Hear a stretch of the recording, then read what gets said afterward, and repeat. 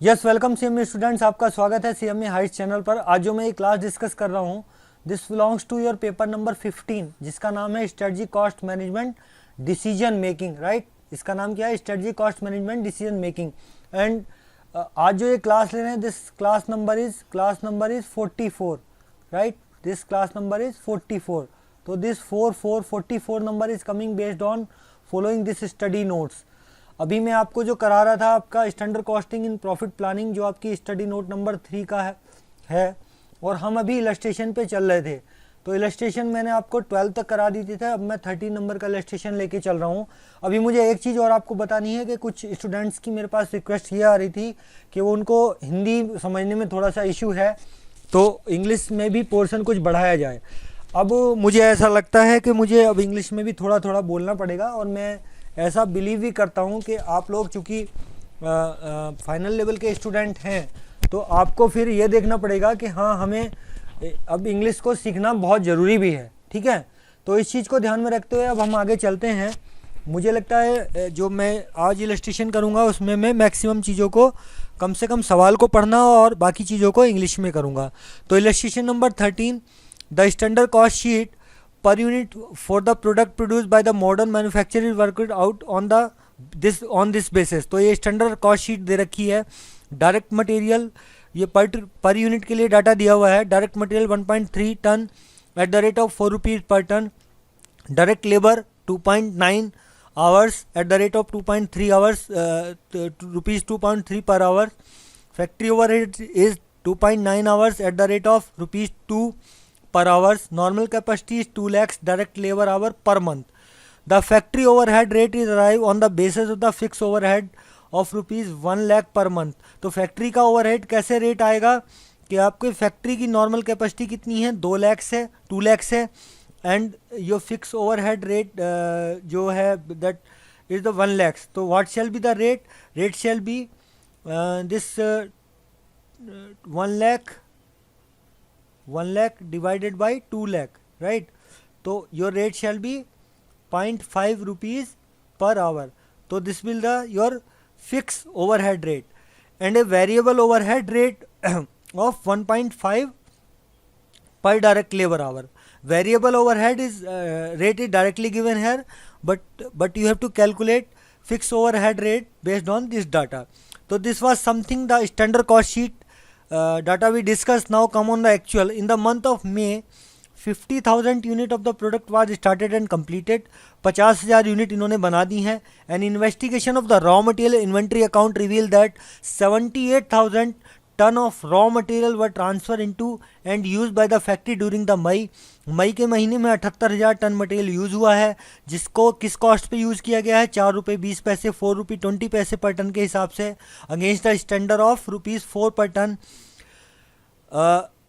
1,50,000 hour of the direct labour were spend during the May at a cost of 2.5 rupees per ton, 2.5 rupees per our.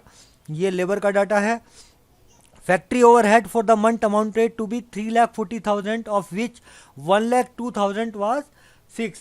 तो see that's the combined data of this fixed overhead, factory overhead, not fixed overhead। तो here the fixed overhead is 3,40,000, out of which the 2,02,000 was fixed। So the variable overhead कितना आ जाएगा? variable overhead you may calculate 3,40,000 minus 1,02,000, right? तो variable overhead for the month shall be variable overhead। कितने आएंगे ये variable overhead? बताइए। 3,40,000 में से हमें कितना घटाना पड़ेगा? 1,02,000। तो this will be your 2,38,000, right? 2,38,000।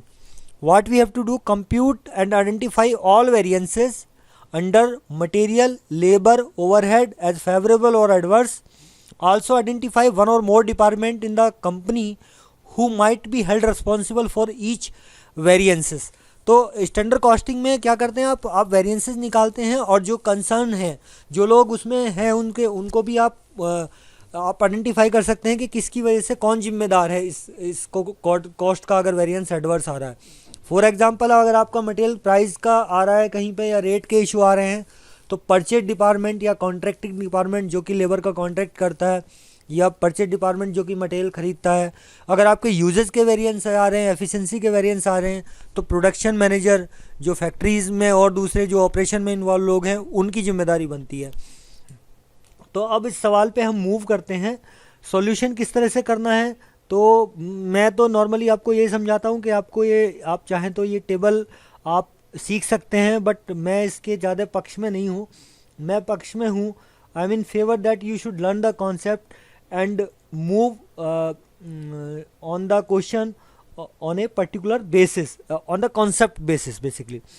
So just one more point I want to discuss with you, when you calculating the variance on the cost side, ठीक है, when you are calculating the variance on the cost side, तो as I already in fact discuss you, standard variance is nothing but it is the comparison or the difference between the standard and actual, ठीक है, whatever the parameter coming, may be that some material cost is coming, then you put the material cost here, otherwise it is the standard and actual का जो comparison है या difference है, that is called standard. Way it is applicable when you are on the cost side, suppose like that the material, for material, labour, overhead etcetera, but once you are on this revenue side, right, means for example profit variance you have to calculate or the sale variance you have to calculate. So these are the item of the revenue side, then it will be the actual minus standard, right. So this will be the actual minus standard. You have to keep two things in your mind. So when you are on the cost side you have to always standard minus actual, when you are on the revenue side or profit side or sale side you have to basically actual minus standard, right. So this you please note it. Now I move on the question. So सबसे पहले what I have to calculate the material cost variance, right. So I make space, I earmark space for my working. I am going to calculate the material cost variance, right. So material cost variance has the two component, the material price variance and the material usage variance. So simply first I am calculating the material price variance. When I am on the cost side, right, I am calculating the material cost and I am finding out the variance of the price. So I say that the standard minus actual is the variance, right. So what exactly I have to calculate? I have to calculate the material price variance. So standard material price minus actual material price for actual quantity, right. So actual quantity, what exactly? The 78,000 ton of the material used, 78,000 actual quantity used. Standard material price is given here 4 rupees, and what exactly my actual material price is the 4.2, right. So this one is the 4.2. So you calculate it, what you will get? You will get just simply, this will be 15,600, but it is adverse basically because your actual cost is more, so it will be adverse. Now come on the material usage variance. I always said it is nothing but the standard minus actual. What exactly? The standard use minus actual use. Standard use in terms of the quantity, so standard quantity minus actual quantity at the rate of standard price, right. So standard quantity what shall be? You produce only this 50,000 unit, and as per standard you have to spend 1.3 material for a per unit. So standard quantity shall be this 50,000 into 1.3, right, and actual quantity you spent is the 78,000 ton of the material, and whatever the standard price is the 4. So this will become the 4 into 65,000. I believe this will be the 50,000 into 1.3 will be 50,000 into 1.3. No 50, no, yes 50,000 into 1.3, 50,000 into 1.3 it is 65,000 and actually I use 78,000, so I used more. So I am calculating it. 78,000 को इसमें से if I minus and multiply by the 4, I will get the 52,000 again as adverse. But to material usage variance is adverse again, 52,000. Now I have to calculate the material cost variance. You just put value and sum. One method this. So first I am doing this method. 15,600, right? This material price variance is the adverse, and this is the 52,000, right? 52,000. So this is again adverse. So material cost variance shall be sum of these two, right? So this will be, your answer shall be 67,600. So this is the material cost variance. Otherwise you may directly calculate it. Material cost variance is the standard quantity into standard price minus actual quantity into actual price, right? So by this way, standard quantity is 65,000, right? And standard price is 4 rupees minus you use actual quantity is 78,000 at the rate of 4.2. So if you solve this, you will get again 67,600.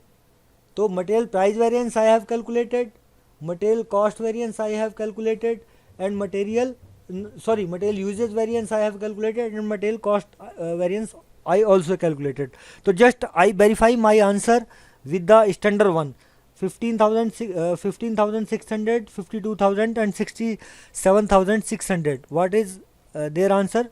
52,000 exactly correct, and this 50,600, 15,600 also correct, and 67,600 also correct. Now come on the labor variance. Again put a simple concept.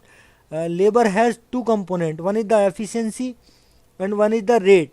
So see, labor cost variance, it has two components. One is related to the efficiency and second is related to the rate or price, you may say.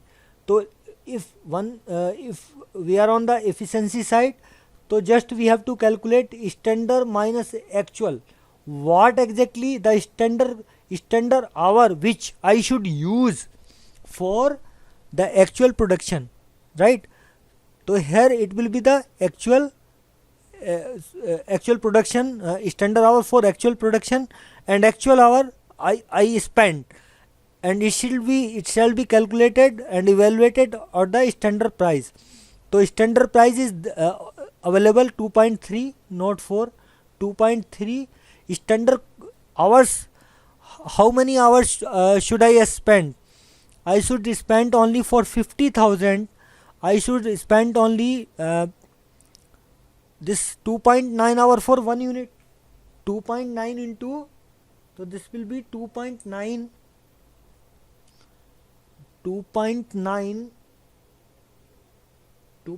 into 50,000, right? 2.9 into 50,000.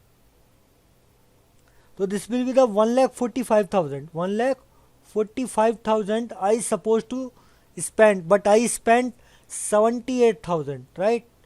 तो माई efficiency is adverse, मतलब मुझे standard के हिसाब से इतना करना चाहिए था और मैंने इतने आवर लगाए हैं, तो मेरी लेबर एफिशिएंट नहीं है, right? So this will be the not 78,000, I put the 1,50,000, right? This is the incorrect, 1,50,000, right? 1,50,000.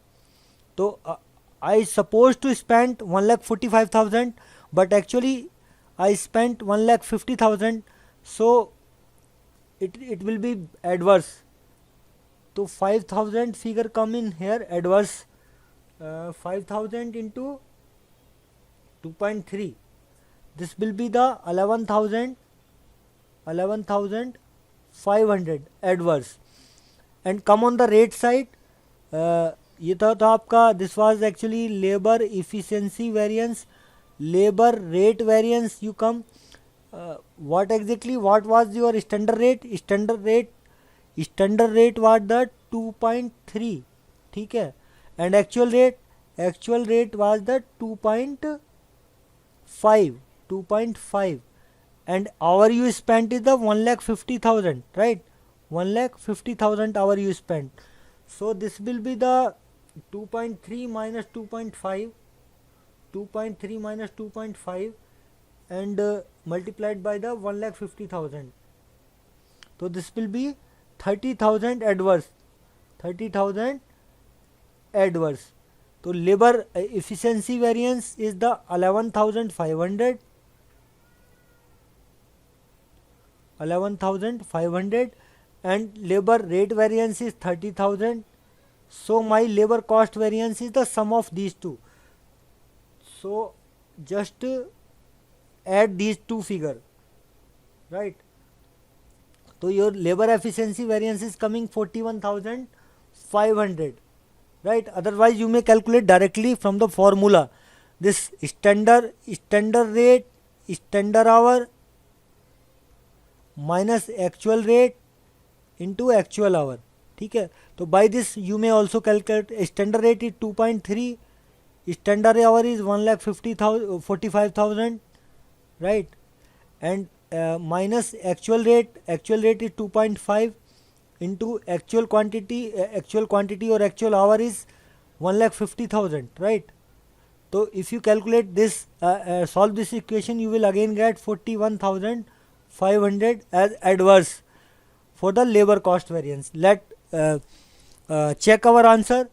Our labor cost variance is 41,500, labor efficiency variance is 11,500, and labor rate variance is 30,000, right? So let's check our answer. Our answer are absolutely correct. This 11,500 is the labor efficiency variance, labor rate variance is 30,000, and labor cost variance is 41,000. Now move on this variable overhead.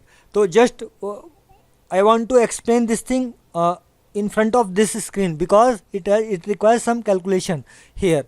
तो as we already calculated, जो हमने fix overhead का जो हमने spend किए थे ना, ये वाले, this 1,02,000 was the this variable overhead, no fixed overhead. So variable overhead 2,38,000 we already calculated at the beginning of this solving the question, because the 3,40,000 were the total overhead थे, जिसमें से 1,02,000 were the fixed overhead हैं. Then our variable overhead कितना आएगा? Variable overhead will be the 2,38,000. So it is very simple, right? So and rate was also given. So first come on the this labor the variable overhead variance. So it has two components basically. One is the variable overhead efficiency variance. When it is come to the efficiency, it is coming on the hours. Efficiency belongs to the labor, right? And second is the budget expenses, right? So budget variance. So it come on the how prudently I stick to my budget, right? So first I am calculating the variable overhead efficiency variance. You know what is my standard rate? Standard rate is the 1.5. Standard hour, what should I supposed to spend is the 1,45,000. As I already calculated in case of the labor. What exactly I spent? I spent 1,50,000 labor hour for producing this 50,000 of volume. So this will be the my labor variable overhead efficiency variance. So 1.5 into this will be the 5,000, right? But it is in minus, so it will be the adverse variance. So this will call the 7500 adverse, right? Why I am explaining here? Because this you have to keep in this mind, because the your complete this overhead is given here. You have to just subtract fixed overhead, you will get the variable overhead. So this is the whole overhead, this is the variable overhead, and this this is the fixed overhead. You will get the variable overhead figure by subtracting this. Now come on the budget expenses, right? The budget expenses, what exactly my recovery rate? The recovery rate was 1.5, and why exactly I recovered? I recovered for 1,50,000 hours, 1,50,000 hour. But this was the actually my recovery rate. And what exactly is my recovery based on the actual? So my recovery should be what exactly? The 1,50,000. What exactly I recovered based on this standard rate? I recovered 1.5 rupees, 1.5 rupees for each hour spent. So this is the exactly my expenditure as per budget. And what exactly my expenditure is? My expenditure is 2,38,000, right? So this is the budget expenditure variance. Budget expenditure variance. In the simple language, what exactly, how prudently I made the budget, right? So with if you calculate this thing, this will be the 2,25,000, I believe, 2,25,000, right, minus 2,38,000. So this will come your 13,000, right? 13,000 shall be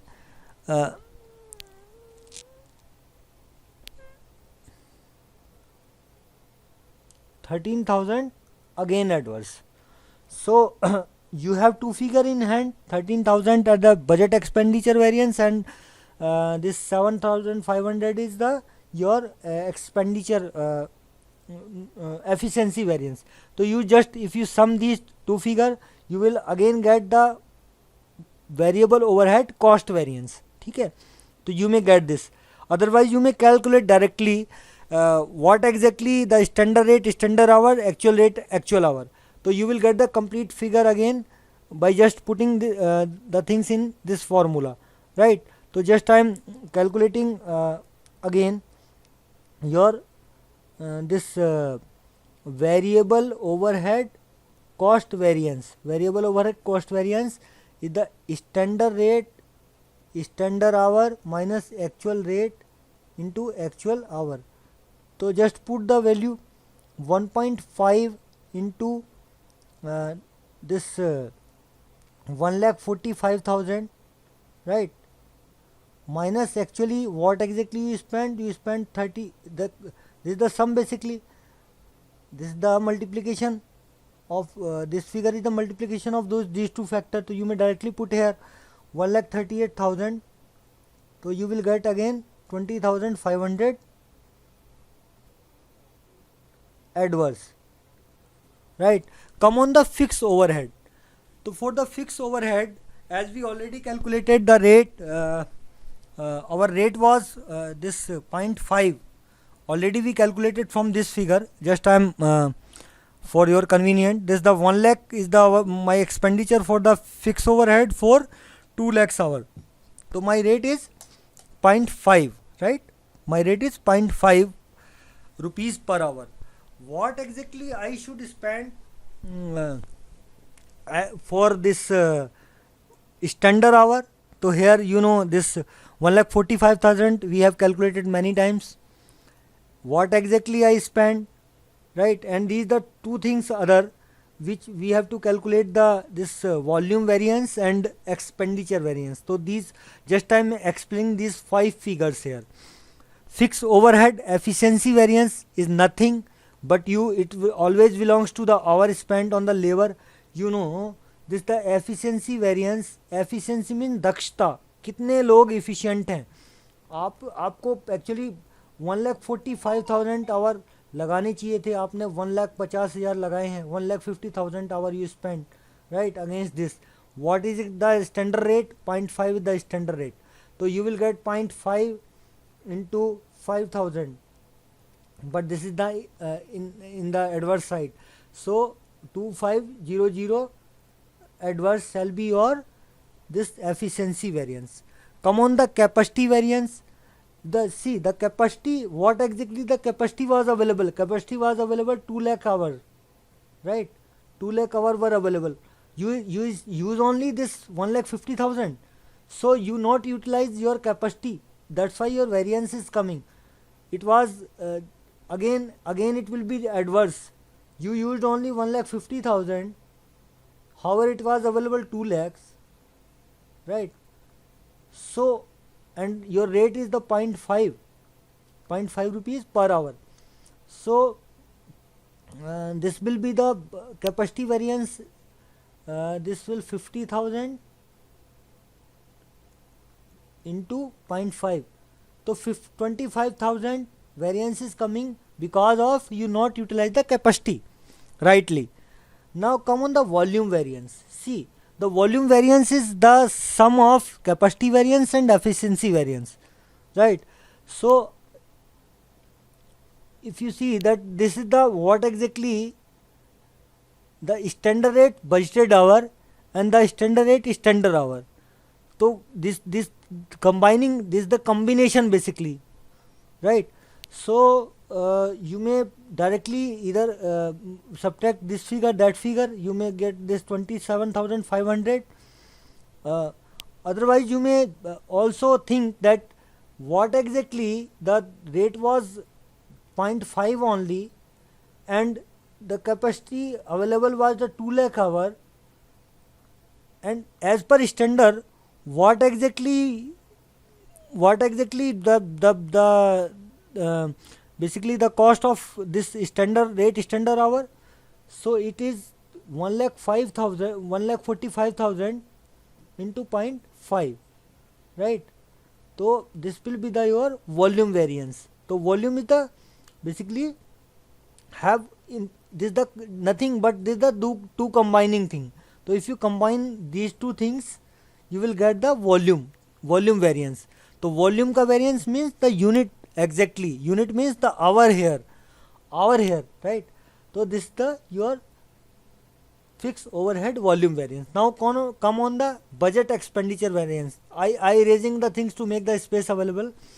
तो budget का जो expenditure का variance है, it simply says how exactly how prudently I made the budget basically. So इसको कैसे calculate करेंगे आप देखिए, this the figure of the 3 and 4. See this the actually आपने जब वो किया होगा आपके 2 lakhs जो आपके आवर थे उसके लिए आपने जो ये बनाया, आपने जो बनाया 0.5 के हिसाब से बनाया तो आपका 1 lakh आ रहा था, ठीक है, आपका कितना आ रहा था 1 lakh आ रहा था. बट हुआ क्या, आपने जब काम किया तो आप देखिए आपने बजट पे रहे क्या, आपने बजट पे नहीं रहे, आपने 1,02,000 कर दिया तो आपका 2000 इज द एडवर्स, राइट. तो you not exactly you are debiting from your budget because you made the budget for 2 lakhs hours and exactly your rate was different and your this hour was different. So this is the deviation of the budget thing with the actual expenditure, right. So this is the, and the sum is the, all these factors shall be the sum which is again the standard minus actual. So you may do it 1.5 into this is the as per standard and actual was 1,02,000. So your overhead cost variance fixed overhead के लिए this will be the 29,500. This is again adverse. Otherwise you may all sum these things. तो यहाँ पे आपको देखना है कि volume का जो वेरिएंस है, volume variance is the sum of the efficiency plus volume variance is sum is the efficiency plus capacity, right. And the cost variance is the volume, right, and the budget, right. So you may do this thing sometime in the short question of 1 marks or 2 marks. You may directly use this concept, right. तो with this I am moving on the next question. Okay, मैं कोशिश कर रहा हूँ कि अब जो English वाले में समझने में जिनको दिक्कत है या हिंदी जिनको समझने में दिक्कत है वो इसको थोड़ा समझ सकें, इसलिए मैं कुछ कुछ बोलने की कोशिश कर रहा हूँ इंग्लिश में, जिससे कि ज़्यादा स्टूडेंट इसका फ़ायदा ले पाएँ। अच्छा चलो, अब I move on the next illustration which is illustration number 14। Budgeted and actual sale for the month of December 2005 of the two product A and B of Messrs XY Limited were as follow, right? दो product का दिया हुआ है, product A और B। तो this is your budgeted figure in the first two column and this is the actual figure in your next two column. For the product A, budgeted figure was this 6, for the A it is 6,000 unit, selling price is 5 रुपये 5 rupees. B के लिए ये figure 10,000 है और sale price per unit 2 रुपये है। ये budgeted है आपका या स्टैंडर्ड है एक तरह से कहें। एक्चुअल में यू प्रिपेयर्ड और you sell basically this 5,000 unit at the rate of ₹5 per unit and 1,500 unit at the rate of ₹4.75। और 10,000 के अगेंस्ट आपका जो एक्चुअल है 7,500 unit, 7,500 unit you sell on ₹2 per unit and 1,750 unit at the rate of ₹8.50। तो this is just figures given है। And budgeted cost for product A and B ₹4 and 1.5 rupees. This is the irrelevant data for this question. Work out from the above data the following variance: sale volume variance, sale value variance, sale price variance, sale sub volume variance, cell mix variance. तो this cost data is not important at all. तो this is something that the extra data is given here for confusing the students. So अब मैं जो आपको पहले वो concept समझाया था कि जब आप कॉस्ट साइड पे जाते हैं और रिवेन्यू साइड पे जाते हैं तो ये साइड आप, ये सवाल आपका किस साइड का है? रिवेन्यू साइड का है। ये सवाल किस साइड का है? रिवेन्यू साइड का है। तो यहाँ फॉर्मूले आपके एक्चुअल माइनस स्टैंडर्ड चलेंगे, ठीक है। अदरवाइज आपका वेरिएंस एडवर्स की जगह फेवरेबल आएगा, फेवरेबल की जगह एडवर्स आएगा। तो you are on the revenue side, sale side, ठीक है। तो ये तो यहाँ गलत इन्होंने छाप दिया है, इसको आप ठीक कर लीजिए। यहाँ पे आपका स्टैंडर्ड क्वांटिटी आएंगी, यहाँ पे आपकी स्टैंडर्ड प्राइस आएगा, ये आपकी एक्चुअल क्वांटिटी आएंगी और ये एक्चुअल प्राइस आएगा। क्योंकि यहाँ बेस आपको किसको मानना पड़ेगा? एक्चुअल को मानना पड़ेगा। तो ये इन्होंने छापते समय थोड़ा प्रिंटिंग मिस्टेक हो गई होगी या जो भी कुछ रहा होगा, उस पर हम ज़्यादा चर्चा नहीं करते हैं, हमें ये करेक्ट कर लेना है पहले तो चलो अब मैं चलता हूँ आपका। अब आप ये समझिए कि ये आपका, मैं आपको यहीं समझाऊंगा क्योंकि ये स्प्लिट हो रखा है सवाल काफ़ी आगे तक, तो स्क्रीन पे यहीं पे मैं समझा देता हूँ। तो पहले तो चूँकि हम रेवेन्यू साइड चल रहे हैं, we are on the revenue side, तो we have to first correct this thing. Just I am scrolling the screen, right, जिससे आपको ये टेबल सामने दिख सके। क्योंकि हम रेवेन्यू साइड पे चल रहे हैं तो ये हमें क्या मिलेगा? ये दोनों गलत दिया हुआ है, इसको आप करेक्ट कीजिए। ये आपका एक्चुअल क्वांटिटी और एक्चुअल प्राइस है और ये स्टैंडर्ड क्वांटिटी है और ये स्टैंडर्ड प्राइस है, ठीक है। तो एक्चुअल क्वांटिटी आपकी 5,000 है 5 रुपये के हिसाब से, 1,500 है आपकी ₹4.75 के हिसाब से आपने सेल की, 7,500 क्वांटिटी 2 रुपये के हिसाब से सेल की एंड 1,750 आपने 1.9 रुपीज़ के हिसाब से की, ठीक है। ओके, एक्चुअल क्वांटिटी जो आपकी ये आपका होगा एक्चुअल क्वांटिटी या स्टैंडर्ड प्राइस के हिसाब से कितना होना चाहिए था। तो एक्चुअल क्वांटिटी आपने 6500 किया ये वाला, और यहाँ पे एक्चुअल क्वांटिटी देखिए आपका ये कितना है 9520। You are taking on the standard price again. अब ये रिवाइज स्टैंडर्ड क्वांटिटी का क्या चक्कर है? तो रिवाइज स्टैंडर्ड क्वांटिटी कैसे आप निकालेंगे? ये वाले कॉलम को मैं जस्ट पहले एक्सप्लेन कर दूं। देखिए, रिवाइज स्टैंडर्ड क्वांटिटी के लिए आपको बेसिकली आपने जो ओरिजिनली प्लान किया था, your budget you made only for the 16,000, but actually you basically आपने कितना बनाया है? आपने बनाया है आपका जो है क्या है ये 15,750। भाई टोटल आपका कितना आ रहा है? 15,750 आ रहा है। जो क्वांटिटी आपकी आ रही है ना 15,750 आ रही है, ठीक है। तो आपका जो ये 6000 के अगेंस्ट कितना होना चाहिए था, 59। ये आपको रिवाइज स्टैंडर्ड क्वांटिटी कब निकालनी पड़ेगी, you have to calculate only when there is a change in the output.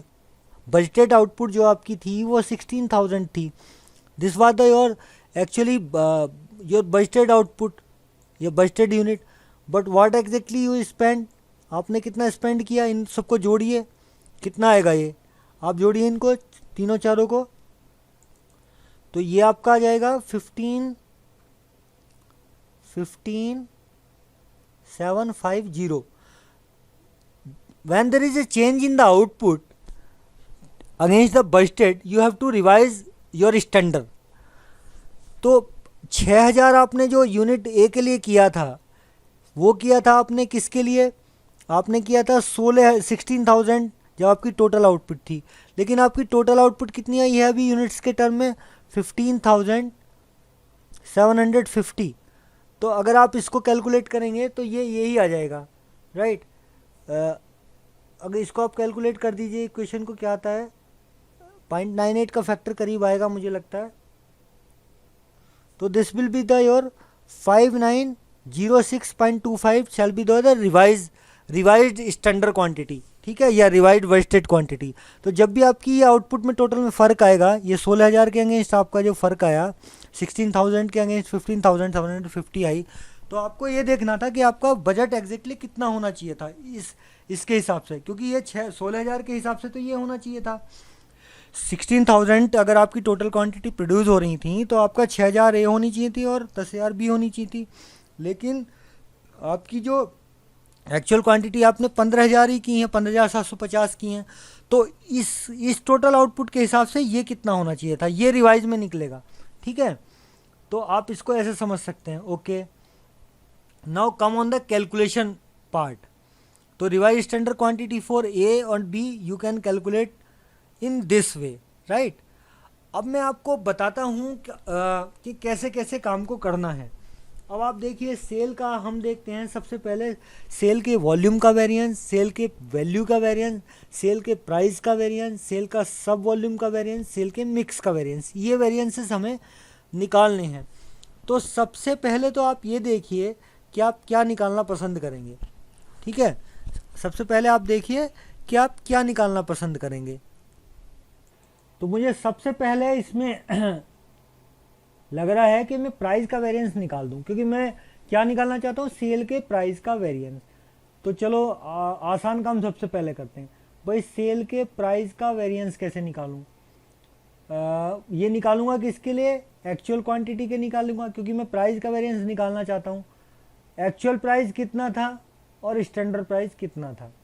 मैंने कहा था ना, जब वेरिएंस आप रिवेन्यू साइड पाएंगे तो आपको एक्चुअल पहले लाना पड़ेगा, स्टैंडर्ड को बाद में लाना पड़ेगा, अदरवाइज आपके नेगेटिव साइन आ जाएगा। एक्चुअल क्वांटिटी कितनी आपने की 6500, ठीक है, 6500 ए के लिए, और बी के लिए कितनी की आपने 9275, ठीक है। तो मैं ए और बी दोनों का निकाल देता हूँ, ये ए का और ये बी का। तो आपने इसके लिए कितनी 9250, और स्टैंडर्ड प्राइस इसका कितना था, स्टैंडर्ड प्राइस कितना था जी इसका, स्टैंडर्ड प्राइस आपका था लेकिन ये आपको ऐसे निकालोगे तो फिर ये अलग अलग क्वांटिटी के लिए निकालना पड़ेगा ना, 5000 के लिए और ये, तो इनको जोड़ के ही कंबाइंड निकालना ही ठीक है मेरे हिसाब से। तो इसको कंबाइंड निकालते हैं, चलो हैं, जैसे इन्होंने किया वैसे ही कर लेते हैं। देखो अब इसको समझ लो आप, ये आपका है, मैं यहाँ समझा दे रहा हूँ भाई, ये आपका क्या है, ये है आपका एक्चुअल क्वांटिटी, एक्चुअल प्राइस और एक्चुअल क्वांटिटी स्टैंडर्ड प्राइस। तो यहाँ फ़र्क क्या आ रहा है, एक्चुअल क्वांटिटी अगर आप कॉमन ले लो तो actual price minus standard price. अब ये 5,000 यूनिट आपने 5 रुपये के हिसाब से की और 1500 यूनिट आपने 4.75 के हिसाब से की हैं। अच्छा देखो दूसरा क्या है, इसमें आपने 7500 यूनिट जो है इसमें वो किसके हिसाब से की हैं, 2 रुपये के हिसाब से की हैं, और 1750 1.9 के हिसाब से की हैं। तो भाई देखो इसके इतनी यूनिट के तो स्टैंडर्ड में कोई फ़र्क नहीं है, और यहाँ इतनी यूनिट के स्टैंडर्ड में कोई फ़र्क नहीं है। तो आप अगर इन यूनिट का ही वेरिएंस निकाल दें तो भी निकल आएगा आपका। इसको कंबाइन ना करके भाई देखो ये तो स्टैंडर्ड के साथ मैच कर रहा ना, ये 5 का किया, ये भी 5 का किया, प्राइस ही तो निकाल रहा हूँ मैं। ये 2 का किया, ये भी 2 का किया, तो मैं केवल इन दोनों को अगर कैलकुलेट कर लूँ, इसको और इसको स्टैंडर्ड के साथ, तो मेरा आ जाएगा। तो चलो मैं ए के लिए निकालता हूँ। पहले ए के लिए क्या है, मेरा जो क्वांटिटी कितनी है 1500 और मेरा प्राइस एक्चुअल क्या है, एक्चुअल प्राइस है 4.75, ठीक है, ये मुझे सेल करना चाहिए था मैंने। और स्टैंडर्ड कितने का बनाया था आपने, 5 का। एक्चुअल प्राइस मैंने 4.75 पे सेल किया और करना कितने पे था, 5 पे। बी के लिए निकालो जरा, बी के लिए निकालो तो ये आएगा 1750, ठीक है, 1750। एक्चुअल कितना किया मैंने 1.90 पे और करना कितना था, 2 रुपये के हिसाब से। क्योंकि मैं ये क्यों नहीं कर रहा हूँ ऊपर वाले, क्योंकि ये नलीफाइड कर देंगे ना एक दूसरे को। भाई 2 रुपये पे बेच दिया तो कोई वेरिएंस आएगा ही नहीं। तो इनको आप कैलकुलेट करो, 1500 1500 और इस ब्रैकेट को अगर करेंगे तो 0.25 आ जाएगा ये है।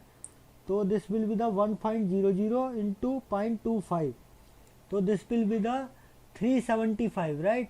तो this will be the 375, but it is adverse, right, and this will be your 1.9 minus 1.9 minus 2 0.01 into 1750 175, तो दिस विल बी द 175। ये भी एडवर्स आएगा, तो इन दोनों को जोड़ दो तो आपका मटीरियल, ये आपका सेल प्राइस वेरिएंस आ गया।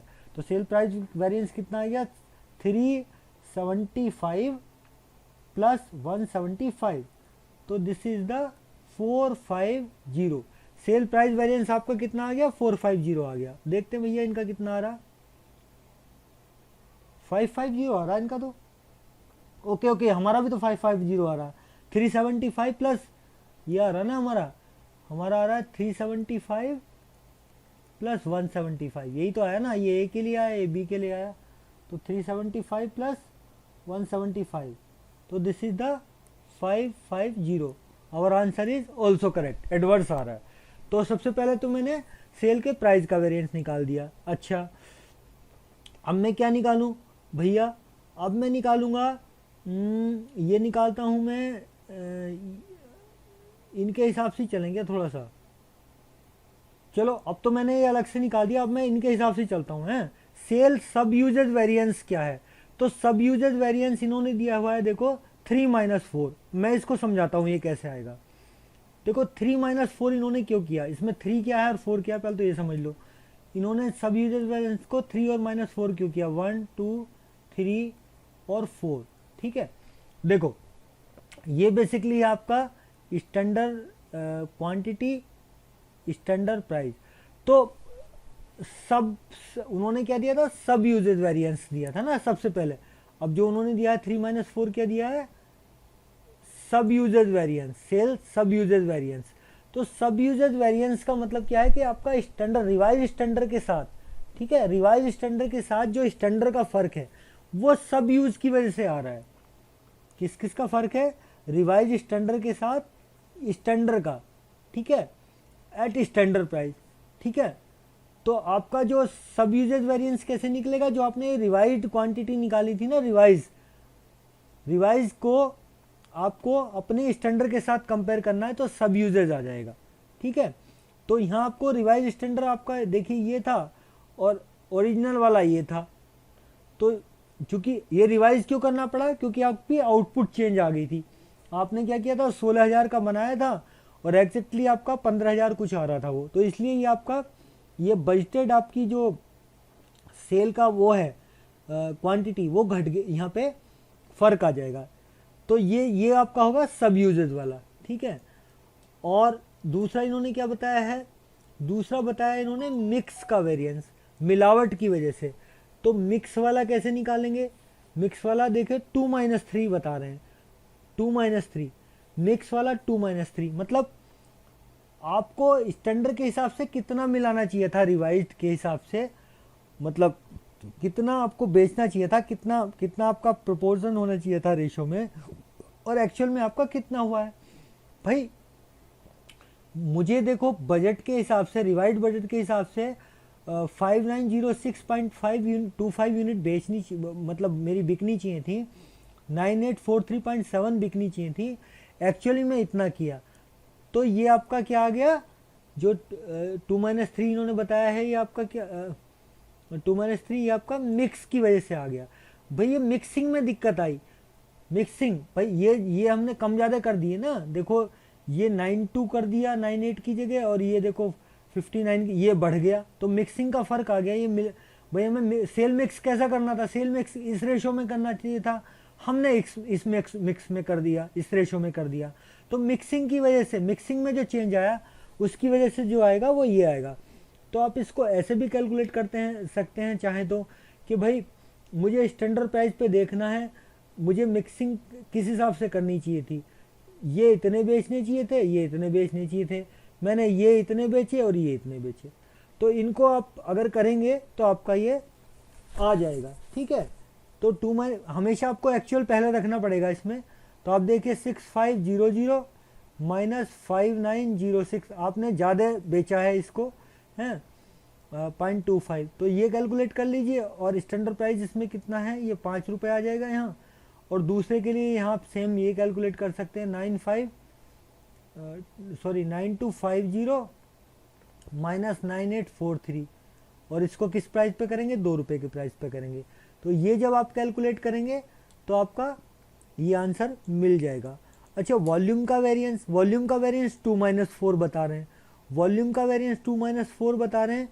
मतलब देखिए यहाँ आपको स्टैंडर्ड, ओरिजिनल स्टैंडर्ड कितना था और एक्चुअल में आपने क्या किया, तो इस वॉल्यूम का ओरिजिनल, ये आपका स्टैंडर्ड है बेसिकली ना, ये गलत लिखा हुआ है, ये तो आपको मैं कई बार बता भी चुका हूँ। ये स्टैंडर्ड क्वांटिटी स्टैंडर्ड प्राइस है, और ये आपका एक्चुअल क्वांटिटी स्टैंडर्ड प्राइस है। भाई वॉल्यूम मतलब एक्चुअल क्वांटिटी कितनी बनाई और स्टैंडर्ड क्वांटिटी आपकी कितनी बनानी चाहिए थी, तो ये डिफरेंस इन दोनों की वजह से आएगा एट स्टैंडर्ड प्राइस, ठीक है, ओके। और क्या है, सेल प्राइस तो मैंने आपको बता ही दिया। और इन सबको अगर आप सम कर देंगे तो एक तो तरीका ये है, और दूसरा तरीका ये है कि कॉलम 1 जो आपका actual quantity actual price minus standard quantity standard price के आपके दोनों को घटा दीजिए, तो आपका ये आ जाएगा। इसमें आपको क्या चीज़ ध्यान रखने वाली थी सवाल में, एक तो ये ध्यान रखने वाली थी कि हम सेल साइड पे काम कर रहे हैं, रिवेन्यू साइड पे वी आर वर्किंग, तो we have to basically find out the difference of क्या, एक्चुअल माइनस स्टैंडर्ड, एक तो ये चीज़ ध्यान रखनी थी। दूसरा, चूंकि आपकी आउटपुट चेंज हो रही है तो आपको स्टैंडर्ड रिवाइज करना पड़ेगा अपना, you have to revise your standard, ठीक है। तो ये दो ही चीज़ थी, otherwise this question was very simple, nothing is special in this. तो इसके साथ ये मैंने आपको एक्सप्लेन कर दिया। मेरे हिसाब से आप इस टेबल को कर सकते हैं, चाहे आप कॉन्सेप्ट के हिसाब से कर सकते हैं, दोनों का आंसर आपका ठीक आएगा। अब मेरे हिसाब से मैं आपको अगली क्लास में मिलता हूँ, मेरे पास थोड़ा सा टाइम का इशू है। नेक्स्ट क्लास में मैं आपके दो या तीन इलस्ट्रेशन लूँगा, और ये मुझे लगता है प्रोबेबली ये चैप्टर 2 या 3 क्लास में और 3-4 क्लास में ख़त्म हो जाना चाहिए। तो with this, thanks a lot.